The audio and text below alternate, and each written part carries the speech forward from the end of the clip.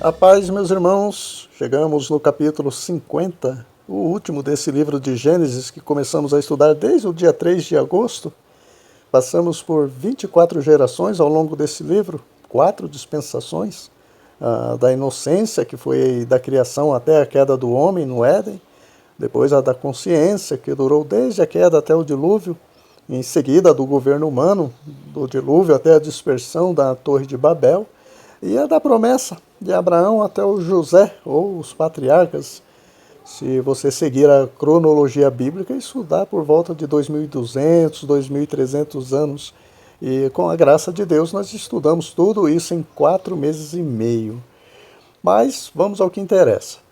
No capítulo anterior, nós vimos o Jacó abençoando seus filhos e vindo a falecer, não foi isso? E por isso, nesse capítulo 50, nós vamos refletir sobre o luto do José devido à partida do seu pai. E aqui já fica uma lição para nós, irmãos. Olha que bênção. Mesmo com o José sendo o governador do Egito, um homem fiel a Deus, alguém que tinha Deus sempre com ele, revelando sonhos e tudo mais, mesmo com tudo isso, o José agora estava sofrendo a dor do luto. Ou seja, ninguém está isento disso, né? Seja incrédulo ou crente, rico ou pobre, feio ou bonito, porque desde que o pecado entrou no mundo, a morte passou também a ser uma triste realidade para toda alma vivente, né? Ela entrou no mundo de mãos dadas com o pecado. Paulo diz isso em Romanos capítulo 5, versículo 12. E ainda que o morrer com Cristo é ganho, ainda que a morte é o meio direto do crente até Deus por toda a eternidade, ninguém quer morrer, né? E quando morre, deixa um vazio imenso nos que ficam.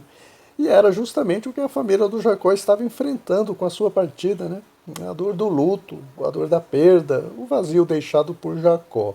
O texto diz no versículo 1 que o Jacó se lançou sobre o rosto do seu pai, chorou sobre ele e o beijou. Irmãos, a dor e o choro do crente pela perda de um ente querido é algo normal, né? Não significa que o Espírito Santo não esteja consolando esse crente.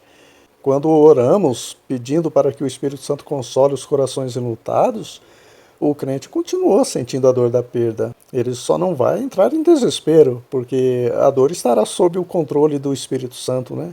O apóstolo Paulo diz algo sobre isso na primeira carta aos Tessalonicenses, capítulo 4, um texto muito lido em velórios. Paulo escreveu para os irmãos que não se conformavam com a perda do ente querido, que ele não queria que os irmãos fossem ignorantes acerca dos que dormem ou dos que morrem no Senhor, para que eles não viessem a se entristecer como os demais que não tinham esperança de rever um ente querido, né? Porque, segundo Paulo, se cremos que Jesus morreu e ressuscitou, assim também aos que em Jesus dormem, Deus os tornará a trazer com ele. E no final, ele conclui, né? Consolai-vos uns aos outros com essas palavras. Por que, irmãos, que essas palavras deveriam consolar os crentes de Tessalônica? Porque elas são inspiradas pelo Espírito Santo, como toda a Escritura, né? A palavra de Deus é o meio pelo qual o Espírito Santo consola os corações enlutados. E aquele que é consolado pelo Espírito Santo, ainda que ele sofra, ainda que ele chore, ainda que doa, ele não se desespera, né? Porque ele tem uma esperança, a esperança que um dia todos nós havemos de ressuscitar e nos encontrar com Cristo. O versículo 2 diz que, após passar provisoriamente o choro do José, porque ele vai chorar ainda muito mais, mas após ele parar de chorar naquele momento, o José ordenou aos seus servos, os médicos, que embalsamassem a seu pai. O embalsamamento era uma prática egípcia, né? Eles acreditavam que a alma voltaria ao corpo, então se embalsamava a fim de conservar o corpo para a vida após a morte. E esse tratamento durava 40 dias para ser concluído. Só que essa não era a prática ou a crença dos israelitas, né?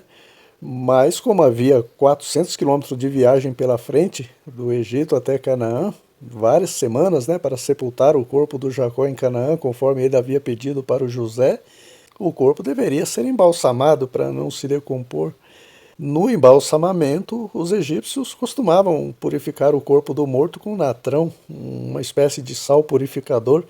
Por isso que Deus diz em Jeremias capítulo 2, versículo 22, né? Ainda que te laves com natrão, em algumas versões salitre ou soda cáustica, a tua iniquidade estará sempre diante de mim. O que é que Deus está dizendo aqui, irmãos? Por mais que a pessoa se lave, se esfregue, use todo tipo de química, o máximo que ele vai conseguir é purificar o corpo, né? Mas o pecado da alma, somente o líquido purificador da água chamada Palavra de Deus pode limpar a alma de uma pessoa se a palavra for obedecida, né? Jesus disse isso para os seus discípulos: vocês já estão limpos pela palavra que eu vos tenho falado. Paulo também, em Efésios capítulo 5, versículos 25 e 26, diz que Cristo amou a igreja e a si mesmo se entregou por ela para a santificar, purificando-a com a lavagem da água pela palavra. Corpo purificado não prepara ninguém para a eternidade, mas somente a alma lavada pela obediência à palavra de Deus. Já o versículo 3 diz que não somente o José chorou, mas os egípcios também, né? Talvez sentindo a dor do José, conforme Paulo vai dizer em Romanos, capítulo 12, versículo 15, chorai com os que choram.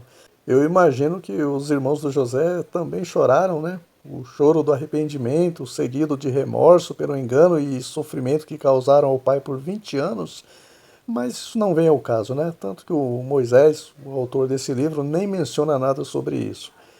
Os versículos do 4 ao 6 diz que, passados os dias do choro do José, ele mandou alguém da casa do faraó dizer para ele: "O faraó, meu pai me fez jurar que quando ele morresse, eu o sepultaria na terra de Canaã, onde ele mesmo abriu o sepulcro. Então eu te peço, permita-me que eu suba para que eu sepulte a meu pai. Então, depois de sepultá-lo, eu voltarei."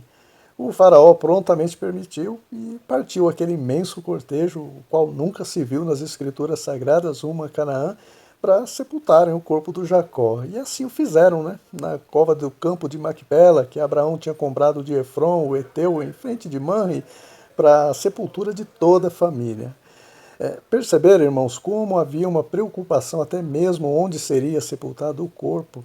E isso aconteceu inclusive com José. Notem no versículo 25 que o José vai pedir o mesmo para os seus irmãos, né? Ou talvez para os descendentes dos seus irmãos. Não se sabe se o José morreu antes dos irmãos dele, né? Mas havia essa preocupação também com José. Certamente Deus vai tirar vocês do Egito, e quando isso acontecer, levem com vocês os meus ossos daqui. Por quê, irmãos? Porque eles criam na ressurreição, mesmo sem haver qualquer caso de ressurreição até então, né? E isso é fé, a certeza daquilo que não se vê. Então eles prezavam muito, até mesmo pelo cuidado dos ossos, né? E olha que naquela época o Espírito Santo ainda não habitava no crente, né? E isso só veio acontecer em Atos capítulo 2. E quantos crentes hoje, irmãos, que não valorizam e até desonram seus corpos em vida, né? Ah, vai voltar para o pó mesmo. Sendo que Paulo, em 1 Coríntios, capítulo 6, versículos 18 ao 20, ele diz, né? Ele deixa bem claro: fujam da fornicação, porque todo pecado que o homem comete é fora do corpo, mas o que fornica, peca contra o seu próprio corpo. Ou vocês não sabem que o vosso corpo é o templo do Espírito Santo que habita em vós, proveniente de Deus e que não sois de vós mesmos? Então, porque fostes comprados por bom preço, glorificai, pois, a Deus no vosso corpo e no vosso espírito, os quais pertencem a Deus. Então, meus irmãos, que possamos aprender com o Jacó e o José a valorizar o nosso corpo como templo do Espírito Santo. Claro que o Espírito Santo não habita em corpo morto, mas será o corpo que vamos ressuscitar naquele grande dia, né? Com qual aparência, só Deus sabe, né? Nos versículos 15 ao 21, diz que após o José sepultar o seu pai, ao retornar para o Egito, os irmãos do José temeram que, com o pai morto, o José agora ia se vingar deles pelo que eles fizeram, né? Por isso eles não tiveram nem coragem de falar nada para o José. Mandaram alguém falar que o Jacó, antes de morrer, rogou que o José perdoasse eles. E só depois eles se aproximaram do José, pediram perdão, e o José não se conteve e chorou, irmãos. Talvez porque essa foi a primeira vez que seus irmãos tinham pedido perdão a ele. Irmãos, notem no versículo 20 que quando José tranquiliza seus irmãos, né, dizendo para eles ficarem em paz, porque ainda que eles tivessem planejado o mal contra o José, Deus transformou o mal em bem. Isso não significa que a maldade dos irmãos dele vinha da parte de Deus, tá bom? Nós falamos sobre isso em um dos vídeos anteriores. O José não está dizendo aqui que Deus arquitetou tudo que seus irmãos fizeram, que era plano de Deus. As maldades partiram dos irmãos do José. Só que Deus, sendo soberano e perito em converter maldições em bênçãos, ele reverteu o quadro, né? Em Neemias, capítulo 13, versículo 2, diz isso: Deus transforma maldições em bênçãos. Deus pode até ter planejado a exaltação do José antes dele ser vendido e maltratado, assim como Cristo foi crucificado por nós antes da fundação do mundo, por Deus conhecer o futuro, né? Só que todo o mal que os irmãos do José causaram a ele vieram deles mesmos, né? Só tem um detalhe aqui, irmãos.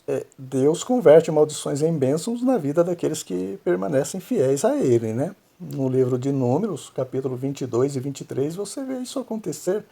Deus só convertia as maldições do Balaão contra o povo de Israel em bênçãos enquanto o povo estava em obediência a Deus, né? Só foi o povo se prostituir com as mulheres moabitas que as maldições recaíram sobre o povo e morreram cerca de 25 mil homens de Israel. E interessante que lá em Apocalipse capítulo 2, versículo 14, Jesus disse que o Balaão foi quem ensinou esse tropeço para o Balaque, né, o rei dos moabitas, e o povo de Israel caiu direitinho. Então, meus irmãos, Deus converte maldições em bênçãos sim, mas apenas na vida daqueles que vivem de acordo com a sua palavra. O capítulo encerra dizendo que o José viveu até os 110 anos, então ele morreu, o embalsamaram e o puseram num caixão no Egito.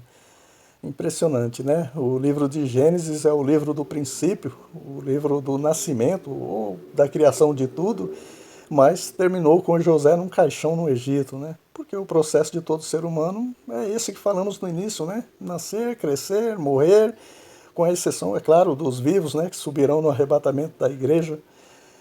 Irmãos, o rei Salomão, ele vai dizer em Provérbios, capítulo 7, versículos 1 e 2, que melhor é o dia da morte do que o dia do nascimento de alguém, né? O Jó e o apóstolo Paulo confirmam isso, né? O Jó disse, maldito o dia em que eu nasci. E Paulo vai dizer que o morrer com Cristo é lucro. Por que essas declarações meio que estranhas, irmãos? Afinal, no nascimento todos se alegram, né? E na morte todos choram. O que acontece, irmãos? Através do nascimento, nós entramos na realidade de um mundo malvado, né? Um mundo perverso, corrompido pelo pecado, enquanto que na morte dos salvos, ele sai desse mundo e não está mais sujeito ao pecado e nem a se perder. Por isso que Apocalipse, capítulo 14, versículo 13, sela essas palavras de Salomão, de Jó e de Paulo. Bem-aventurados os mortos, que desde agora dormem no Senhor. Sim, diz o Espírito, para que descansem do seu trabalho e suas obras os sigam.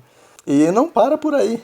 Em seguida, no versículo 2 de Provérbios 7, o sábio Salomão continua dizendo, né, que melhor é ir à casa onde há luto do que ir à casa onde há banquete. Por quê? Porque na casa onde há luto se vê o fim de todos os homens, né? E os vivos aplicam isso ao seu coração.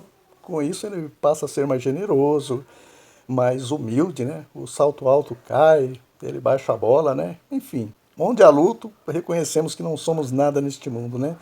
Para queremos andar pisando nos outros, humilhando os outros. Fato é que o José morreu. E a impressão que dá é que ele morreu logo em seguida após a morte do Jacó, né? Só que se passaram 54 anos na morte do Jacó, o José tinha 56 anos. Para 110, que foi a idade que ele morreu, passaram-se 54, né? E com certeza o José não diria como seu pai Jacó. Lembra do que o Jacó disse para o faraó? Poucos e maus foram os meus dias. Por que o Jacó disse isso, irmãos? Porque ele viveu só fugindo, né? Fugiu do Esaú, fugiu do Labão, fugiu dos povos ao redor de Siquém, levou cerca de 85 anos para ter seu primeiro filho, o Rúben, e quando o teve, esse filho contaminou o seu leito, né? E para piorar, sofreu ainda a dor do luto pelo filho querido, o José, por 20 anos, né? Porque até então ele não sabia que o José estava vivo.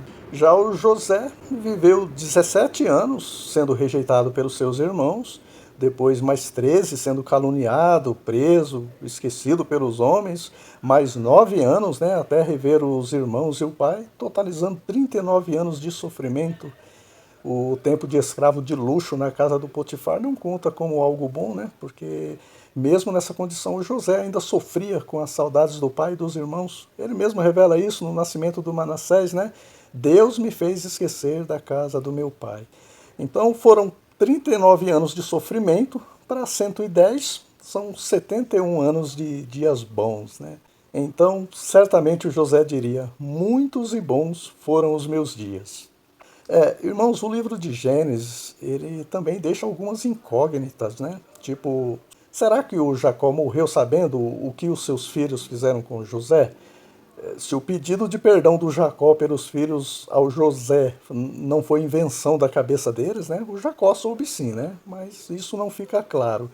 Também não sabemos se com essas palavras finais do José aos seus irmãos, levem os meus ossos, significa que ele morreu antes que seus irmãos, mesmo sendo mais novo que eles, né? Com a exceção do Benjamim. A Bíblia usa muito a expressão irmãos para se referir aos descendentes também, né? Mas enfim, se a Bíblia não mostra, não temos que ficar falando o que a Bíblia não diz. As coisas encobertas pertencem a Deus, né? Deuteronômio 29, 29. Que bom morrer de cabeça erguida, né, irmãos? Poder olhar para trás como José, com o sentimento de missão cumprida.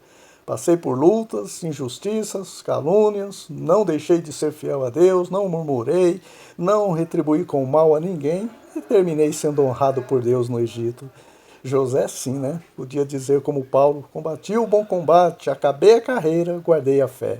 Desde agora a coroa da justiça me está reservada, não somente a mim, mas a todos que amarem a sua vinda, a vinda de Cristo, né? Amém, meus irmãos? Concluímos assim essa série de estudo do livro de Gênesis. Sou grato a Deus, em primeiro lugar, por esse feito. E a você que nos acompanhou em todos os 50 capítulos, que Deus continue abençoando ricamente a sua vida com esse apetite pela palavra de Deus. Se Deus nos permitir, com a sua graça voltaremos já nesse próximo trimestre de 2026, primeiro, de 2026, a postar as lições da Escola Bíblica Dominical da Editora Betel, depois de mais de um ano sem postar uma lição sequer, né? Claro que eu estava sempre estudando cada lição para ministrar aqui onde eu congrego, só não estava postando no YouTube, né? Mas vamos recomeçar essa obra, e para isso eu preciso, claro, da inspiração, da graça e da unção do Espírito Santo, além do apoio de cada um de vocês, né? Se inscrevendo no canal, compartilhando, divulgando, likeando, né? Comentando cada vídeo, a fim de que essa obra seja divulgada pela plataforma do YouTube. Conto com todos vocês, tenham todos um Feliz Natal e um 2026 repleto das bênçãos de Deus, e até o próximo vídeo, se Deus assim nos permitir.